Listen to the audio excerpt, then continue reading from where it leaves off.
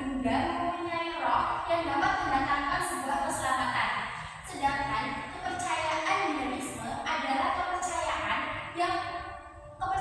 pemujaan terhadap roh-roh nenek moyang yang berada pada pohon-pohon besar atau batu-batu. Karena mereka percaya bahwa Allah nenek moyang itu sering dimintai tolong dan bisa menolong mereka untuk keperluan mereka. Dan yang setelah adanya kepercayaan animisme dan kepercayaan humanisme, datanglah kepercayaan Hindu-Buddha. Ini yang sudah memasuki sebuah agama. Yang selanjutnya, bukti maksudnya Islam di Nusantara pada abad ke-7 Masehi, yaitu ada 3. Catatan sejarah kerajaan Cina. Menurut catatan ini, pada zaman dinasti Tang terdapat rencana orang-orang Taxi atau orang-orang Arab untuk menyerang kerajaan Holei yang diperintahkan oleh Ratu Sima pada tahun 674 Masehi. Yang kedua, ada berita Chow Tu Fai. Menurut berita ini, di daerah Nusantara terdapat 2 tempat komunitas orang Taxi, yaitu Foloan dan Sumatera Selatan. Yang ketiga, ada berita Jepang. Berita ini menceritakan tentang pendeta Kasim ke Nusantara yang dikemukakan bahwa di kapal terdapat kapal-kapal pos atau Melayu dan Taksih Kuo pada tahun 784 Masehi. Tadi kita masuki bukti masuknya Islam di Nusantara pada abad ke-13. Tadi abad ke-7, sekarang abad ke-13. Catatan perjalanan Marco Polo. Cerita ini mengisahkan perjalanan Marco Polo di Sumatera Utara. Pada saat itu Marco Polo sempat singgah di kerajaan Islam Samudra Pasai pada 1292 Masehi. Yang kedua, berita Ibnu Battuta merupakan penjelajah dunia yang pernah singgah di Nusantara pada abad ke-14. Pria Maroko itu mampir ke Pasai pada 24 Februari 1304 Masehi. Yang ketiga, Batu Nisan Malik As-Solih, yaitu raja pada kerajaan Samudra Pasai pada tahun 1297 Masehi. Yang terakhir akan Syekh Maulana Malik Ibrahim yang wafat pada tahun 1419 Masehi. Sekarang kita masuki golongan-golongan pembawa agama Islam di Nusantara. Ada 3 golongan, yaitu saudagar, mubalik, dan sufi. Ingat-ingat ya, golongan pembawa Islam di Nusantara itu ada 3, yaitu golongan saudagar, mubalik, dan sufi. Yang selanjutnya, cara masuknya Islam di Nusantara.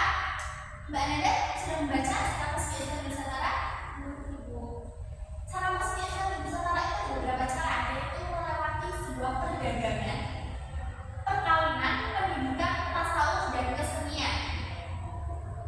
Jadi orang dari Timur Tengah itu membawa Islam ke Nusantara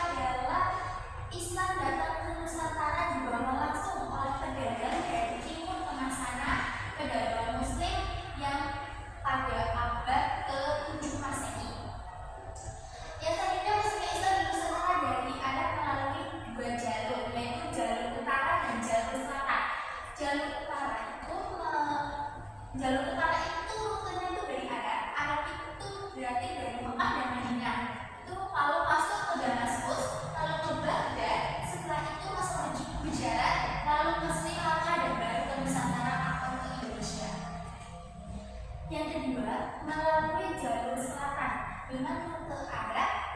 Rute Arab tadi dari mana tadi? Dari Mekah dan Madinah. Ya, abis dari rute Arab lalu ke Yaman. Setelah itu Gujarat, Sri Lanka, dan yang terakhir Indonesia. Ya, yang tadi Indonesia ya, saya anak-anak yang dulu kan. Yang tadi Indonesia atau Nusantara. Dan faktor Islam dapat diterima di Nusantara. Faktor-faktor yang membuat Islam itu diterima di Nusantara itu apa saja? Yang pertama, syarat masuk Islam itu mudah. Mbak Nanda tahu bagaimana syarat masuk Islam? Iya, dengan mengenal kalimat syahadat adalah kunci utama untuk masuk Islam.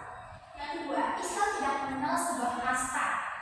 Jadi di Islam itu tidak ada kasta tertinggi, kasta rendah, atau kasta di tengah-tengah, itu nggak ada. Yang ketiga, upacara keagamaannya itu sederhana. Jadi di Islam kan nggak ada upacara yang ada upacara kalau di Hindu itu ada ngaben kan, ngaben atau ngaben. Dan yang keempat, pengajaran Islam disesuaikan dengan adat tradisi dari Nusantara. Yang kelima, sifat bangsa Indonesia itu ramah tamah. Karena sifat bangsa Indonesia itu ramah tamah, maka orang-orang Indonesia atau orang-orang Nusantara itu mudah menerima agama Islam, mudah menerima agama Islam yang dibawa oleh pedagang dari Timur. Dan yang terakhir, runtuhnya kerajaan Majapahit. Karena ini berbarengan dengan runtuhnya kerajaan Majapahit, maka mereka itu seperti kalau mengambil mengikuti yang mana, karena kerajaan Majapahit itu sudah runtuh, jadi mereka mengikutilah agama Islam yang pada saat itu memang agama Islam itu cara masuknya itu tidak sulit.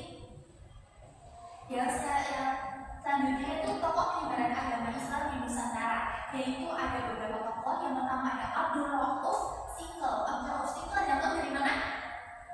Abdul Rauf Singkil itu dari Aceh. Yang kedua, Arsyad Al-Banjari itu dari Kalimantan.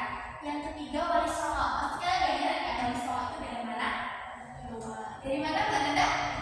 Ada di Jawa. Terus yang keempat itu ada Kiai Haji Ahmad Dahlan dan Kiai Haji Hashim Asy'ari. Siapa sih itu Kiai Haji Ahmad Dahlan? Ada yang tahu? Ya, Kiai Haji Ahmad Dahlan adalah pendiri organisasi masyarakat Muhammadiyah. Sedangkan yang terakhir ada Kiai Haji Hashim Asy'ari. Itu pendiri apa Mbak Nanda? Iya, Kiai Haji